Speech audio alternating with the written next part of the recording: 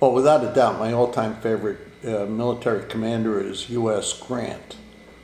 And there are three principal reasons for it. The first one is that Grant really wasn't a student of and didn't know very much about military science as it existed in the 19th century.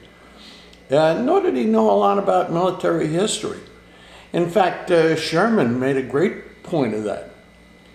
Now, military science, the way it worked in the 19th century or at West Point, what was taught was actually all about Napoleon. There was a Swiss guy named Jomini who studied Napoleon's famous battles, and he created a textbook for general officers on how to conduct battles the way that Napoleon did. And the fact of the matter is that Napoleon and Grant weren't really theoreticians.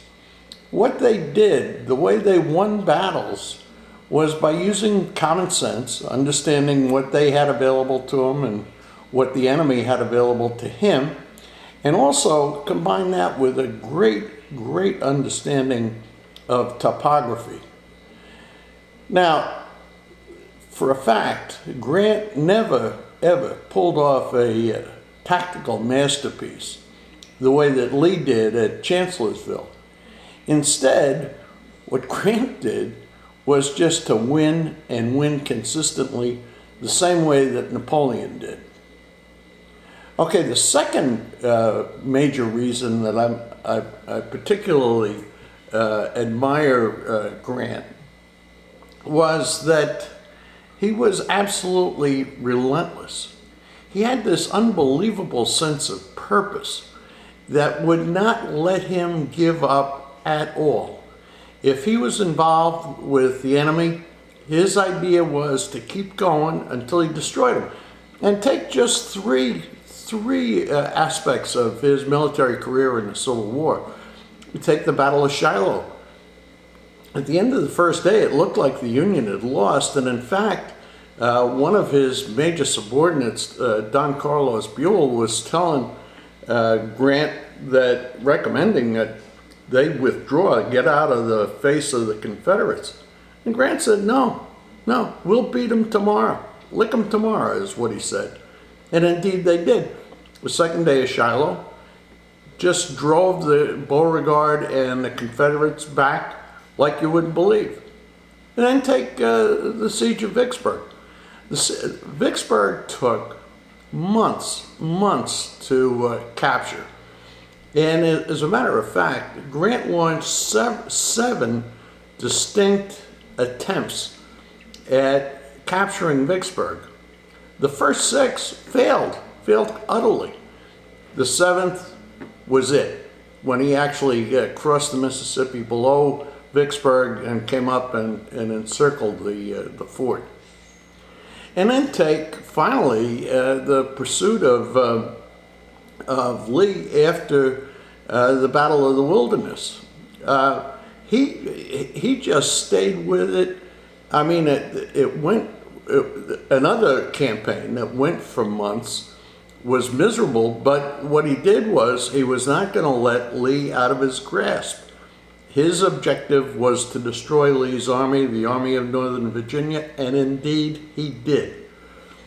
So no matter how long it took, he was going to stay with it. And I think that's an absolutely admirable quality. And then the third thing that always has struck me about him was his power of concentration, his ability to grasp the tactical and the strategic situation, the conciseness of his orders, his writing. Everybody understood what it was that they were supposed to do who was under Grant's command. And that has always impressed me. I mean, that's a powerful mental quality to maintain that sort of concentration, absorb all kinds of information from all over the place.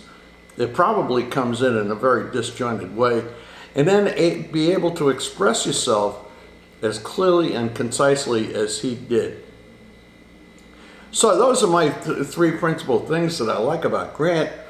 I think he's well worth studying, and there are a number of very, very fine biographies of Grant.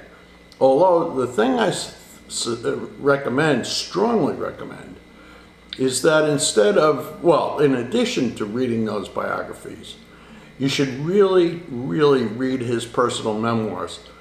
They are brilliant, they're very clear, very concise, and they actually served as the model for other generals' memoirs. Like you read Crusade in Europe by Eisenhower, you feel like it was written by Grant.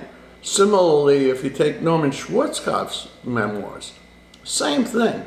The obvious model was U.S. Grant. So anyway, I'm pleased to recommend to you that Grant well merits additional study and, I would say, admiration. So that's it for this episode of Commanders.